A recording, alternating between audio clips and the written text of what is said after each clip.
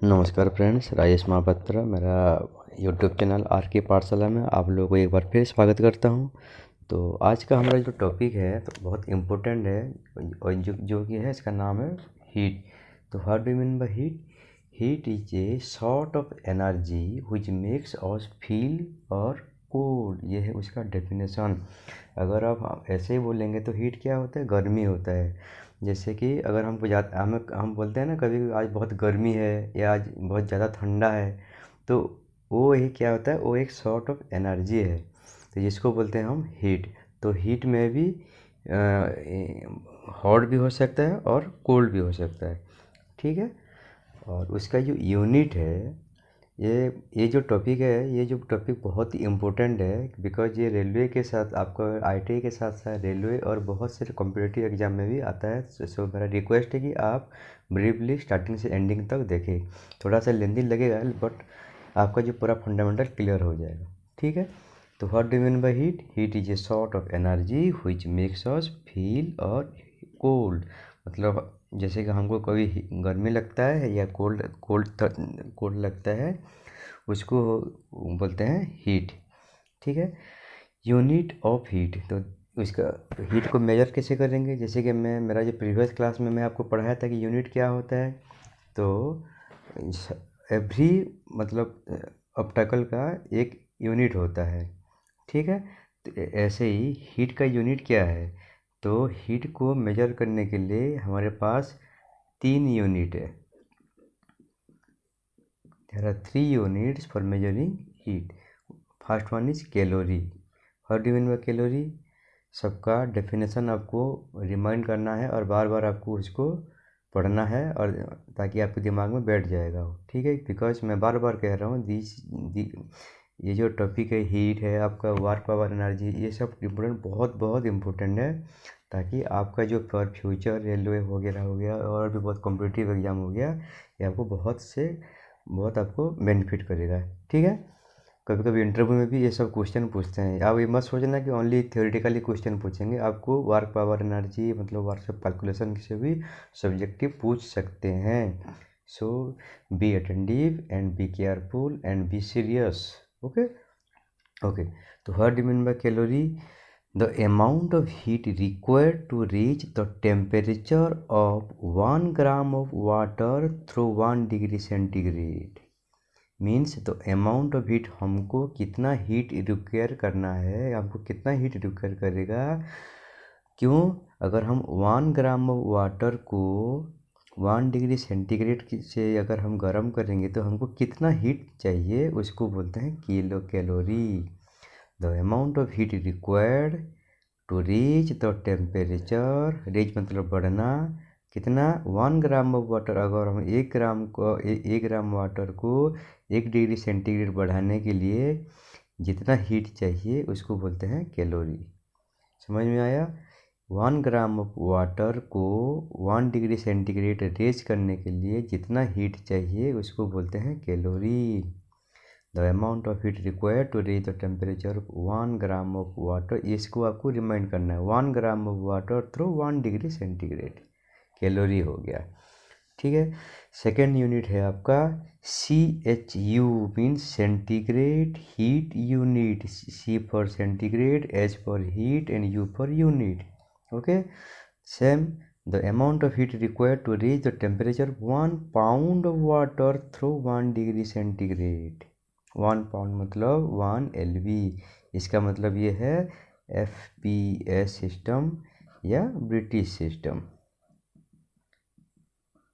Okay, centigrade heat unit, the amount of heat required to raise the temperature of 1 pound of water through 1 degree centigrade, ठीक है। मतलब 1 pound of water को अगर हम 1 degree centigrade raise करने के लिए जितना हीट रिक्वायर्ड होगा उसको बोलेंगे हम CHU मतलब centigrade heat unit. The third one is BTU, British thermal unit. British thermal unit same है। The amount of heat required to reach the temperature of, आपको इतना ही याद रखना है, 1 pound of water through 1 degree Fahrenheit. F मतलब Fahrenheit. इसके विषय में हम अभी नेक्स्ट कुछ देर के बाद मैं बताऊंगा फ़ारेनहाइट क्या होता है, सेंटीग्रेड क्या होता है, ठीक है। तो आपको 3 यूनिट है। कैलोरी मतलब the amount of heat required to raise the temperature of 1 gram of water through 1 degree centigrade. CHU में क्या है, 1 pound of water through 1 degree centigrade. And the third one is BTU मतलब British thermal unit में क्या है, the amount of heat required to raise the temperature of 1 pound of water through 1 degree Fahrenheit. Calorie और CHU में centigrade है, but British में 1 degree Fahrenheit है। तो this is also British system, ठीक है। चलिए, ये तो हो गया हीट।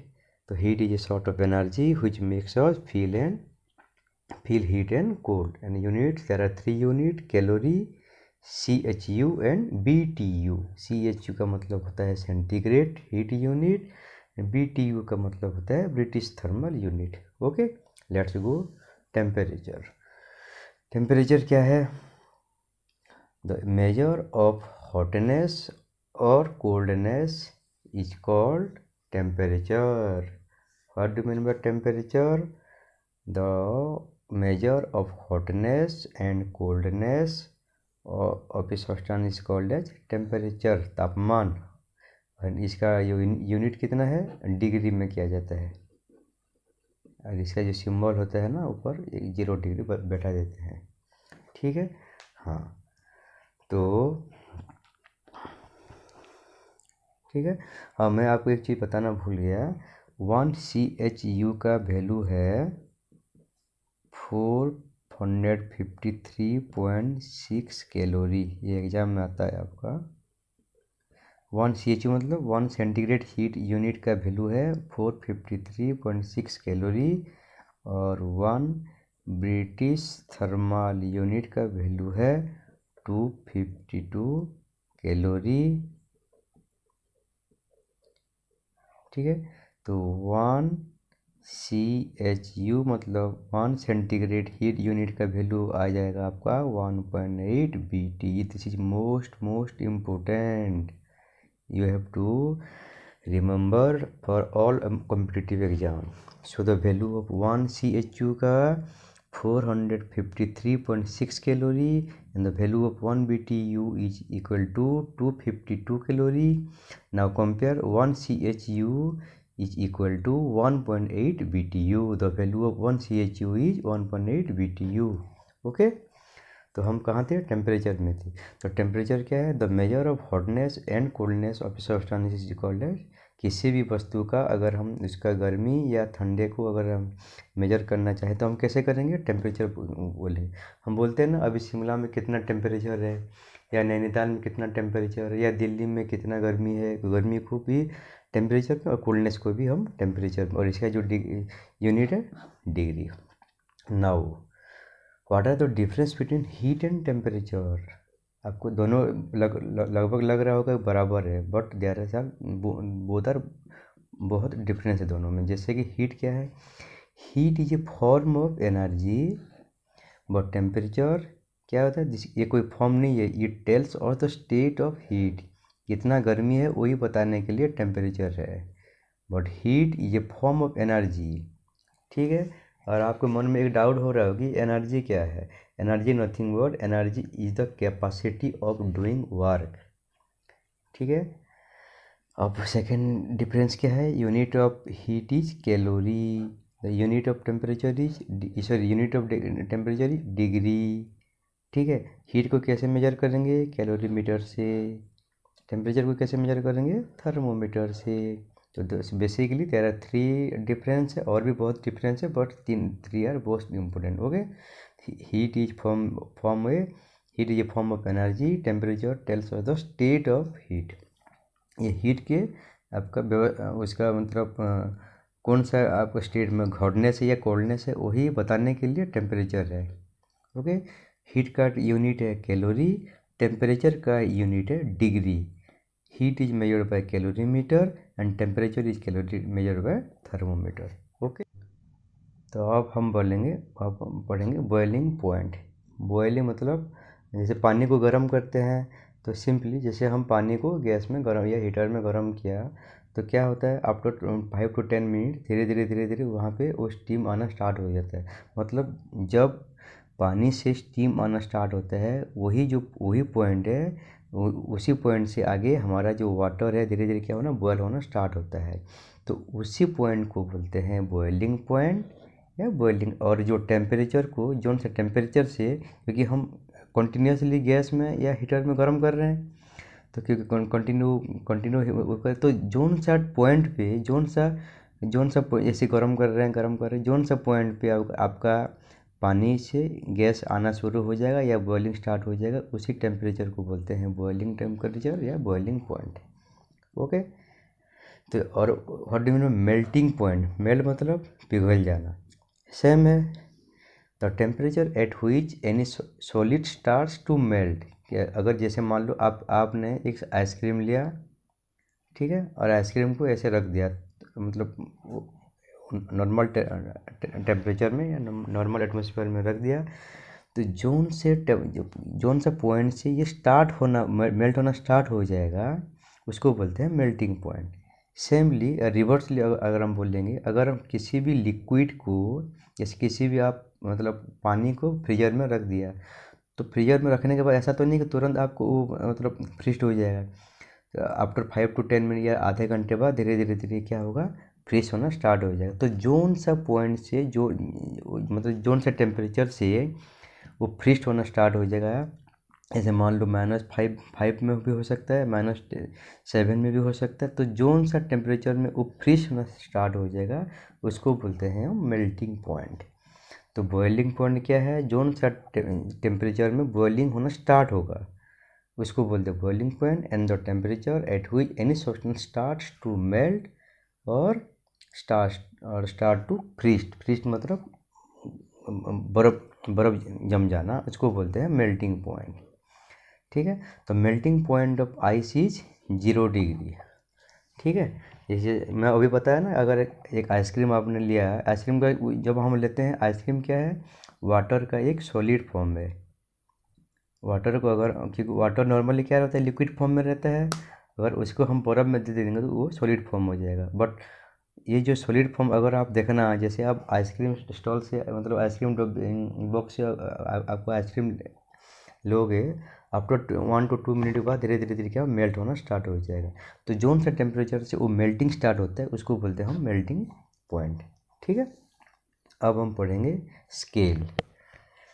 स्केल क्या है? जैसे स्केल भी, there are 3 types of scales to measure the temperature. Temperature को मेजर करने के लिए 3 टाइप का स्केल है। वन इज सेल्सियस है, जिसका सिंबल है C, ठीक है। और एक होता है फ़ारेनहाइट, उसको बोलते हैं F। और एक जो है र्यूमर स्केल, जिसको बोलते हैं R। तो अब हम जानेंगे सेल्सियस क्या होता है। Celsius it is a metric system. ठीक है। तो द यूनिट ऑफ टेम्परेचर, इसका जो यूनिट है वो डिग्री है। ठीक है। और डिग्री सेंटीग्रेड। ठीक है। In this scale the freezing point is 0 degree. The freezing point is 0 degree and boiling point is 100 degree. मैं अभी बोला ना बॉइलिंग पॉइंट, ये वाला जो बॉइलिंग, अगर हम जैसे हम अभी वाटर को गर्म कर रहे हैं, तो जैसे उनको 100 डिग्री के आसपास हो जाएगा, वो बॉइलिंग होना स्टार्ट हो जाएगा। तो वो जो बॉइलिंग, उसको हम मेजर करेंगे तो क्या होगा, सेल्सियस स्केल में उसका जो फ्रीजिंग पॉइंट है 0 डिग्री, और सेल्सियस स्केल में उसका जो बॉइलिंग पॉइंट है 100 डिग्री। ठीक है। अभी 0 to 100 डिग्री का आपका डिफरेंस कितना आया, 100। अगर इसको 100 आया, 100 को हम अगर इक्वली 100 डिवाइड करेंगे तो एक जो पार्ट होगा उसको बोलेंगे 1 सेल्सियस। समझ में आया? सिंपली चलिए मैं नेक्स्ट बताता हूँ, आपको समझ में आ जाएगा। एक नेक्स्ट है आपका Fahrenheit. It is the unit of temperature in British system. अब मेट्रिक सिस्टम में सेल्सियस, ब्रिटिश सिस्टम में फ़ारेनहाइट एंड र्यूमर। तो पहले पढ़ेंगे हम फ़ारेनहाइट। इसमें क्या है, जब फ्रीजिंग पॉइंट मतलब जम जाना, पानी जम जाना। पानी, ये जो स्केल में पानी कितना डिग्री में जमता है, 32 डिग्री में जमना स्टार्ट होता है। और बॉइलिंग कब होता है, 212 डिग्री में बॉइलिंग होना स्टार्ट होता है। But in our Celsius scale 0 degree में फ्रीज होता है और 100 डिग्री में बॉयल होना स्टार्ट होता है। ठीक है, आपको ये वाला आपको मेमोराइज करना पड़ेगा कि सेल्सियस स्केल में सीधा आपको रखना है 0 to 100, फ़ारेनहाइट में कितना 32 to 212, मीन्स 32 इसका फ्रीजिंग पॉइंट है, 212 इसका बॉइलिंग पॉइंट है। ठीक है, सेमली इसका जो डिफरेंस है वन जो 180 आएगा, अगर इसको हम इक्वली डिवाइड करेंगे तो ईच पार्ट को हम बोलेंगे 1 डिग्री फ़ारेनहाइट। ठीक है, ऐसे ही सेम है Reaumur scale, also it is British system है। ठीक है, इसका जो फ्रीजिंग पॉइंट 0 है, बॉइलिंग पॉइंट 8 है, तो इसका जो डिफरेंस कितना आया 80 आया। तो 80 को अगर हम इक्वली डिवाइड करेंगे 80 पार्ट्स में तो each part is called as 1 degree Reaumur. ठीक है, तो सिंपली आपको क्या याद करना है, सेल्सियस का आपका सेल्सियस का 0 to 100, फ़ारेनहाइट का 32 to 212 एंड रियूमर का 0 to 80। ये तीनों को एक बना के एक फॉर्मूला बनाया गया, स्केल बनाया गया। सी का आपका फ्रीजिंग पॉइंट 0 है तो C - 0 या हम C लिख सकते हैं, C/100 उसका बॉइलिंग पॉइंट है। F - 32 मतलब उसका फ्रीजिंग पॉइंट और इसका आपको बॉइलिंग पॉइंट 180। R का इसका बॉइलिंग पॉइंट कितना 0 है तो कुछ नहीं लिख सकते, उसका सॉरी फ्रीजिंग पॉइंट 0 है और इसका बॉइलिंग पॉइंट 8 है। सिंपली 20 चेकआउट कर देंगे, 25 या 100, 29 या 180, 24 या 80। सिंपली इसका जो फॉर्मूला है C/5, ये बहुत बहुत बहुत इंपॉर्टेंट है, आपको ये मेमोराइज करना पड़ेगा। C/5, F - 32/9, R/4। ये तीनों का रिलेशन यही है, तीनों स्केल का रिलेशन यही है।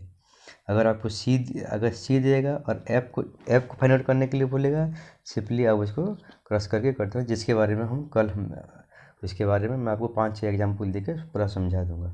ठीक है, तो आज का ये जो टॉपिक था ये बहुत बहुत इम्पोर्टेंट है। अगर आपको समझ में नहीं आ रहा तो 1-2 बार ये वीडियो को देखो, और फिर भी अगर कुछ भी प्रॉब्लम है तो मेरे को प्लीज़ कमेंट करो, और प्लीज़ सब्सक्राइब करना ना भूलना।